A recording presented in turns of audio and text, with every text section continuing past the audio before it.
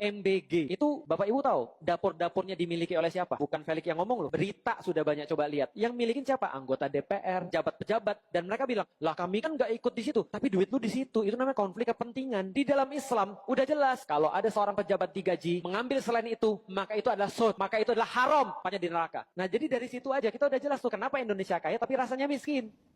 Bayangkan Pak, dari pengusaha kontraktor jembatan, tiba-tiba ngurus makanan.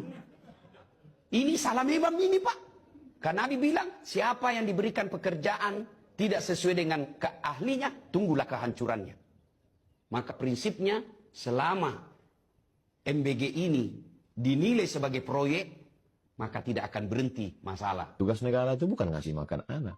Tugas negara itu ngasih kerja pada bapaknya. Anaknya ya diurus bapaknya. Apa yang negara ngurus?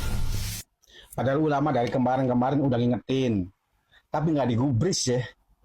Susah sih kalau pemimpin jauh sama orang alim itu. Susah. Makanya kan ada, bahkan mayoritas. Ada masjid, ada kantor. Rata-ratanya nih, mayoritas nih. Itu ulama, umaro menandakan berdampingan, bersinergi. Ulama di atasnya umaro.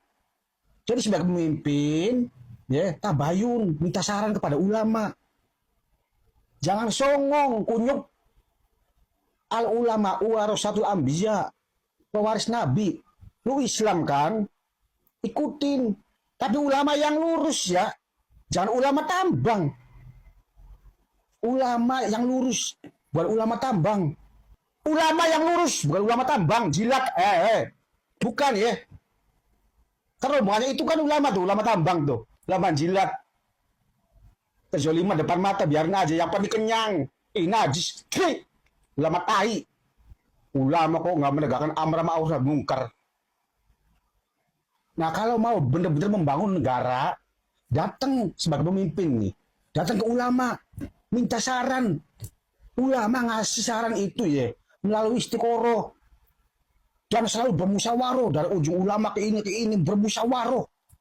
Insya Allah hatinya adem. Pemimpin dekatnya sama barat, oligarki, sama ini. Ya panas terus. Emosi terus bawahannya. Nggak ada adem-ademnya. Masa kayak gini harus diajari sama orang kampung? Nggak usah songong jadi pejabat, nggak usah. Tujuan lu apa sih? Dikira pemimpin songong. Bangga itu. Nggak dilihat sama rakyat. Nggak dilihat sama ulama. Dilihat lucu. Joget-joget apa ini? Nggak berakhlak banget sebagai pemimpin mencontohkan mana etikanya, adabnya. Semakin jauh sama ulama, semakin jauh sama Allah, semakin jauh sama Al-Quran, semakin jauh sama syariat Islam, semakin belangsak. Jangan kayak Jokowi deh, musuhin ulama, jangan.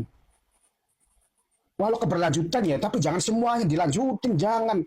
Biarkan termul-termul aja yang benci-benci sama ulama. Ulama aja dibenci, apalagi kita yang ngasih ecek-ecek. Bayangin ya, dia presiden.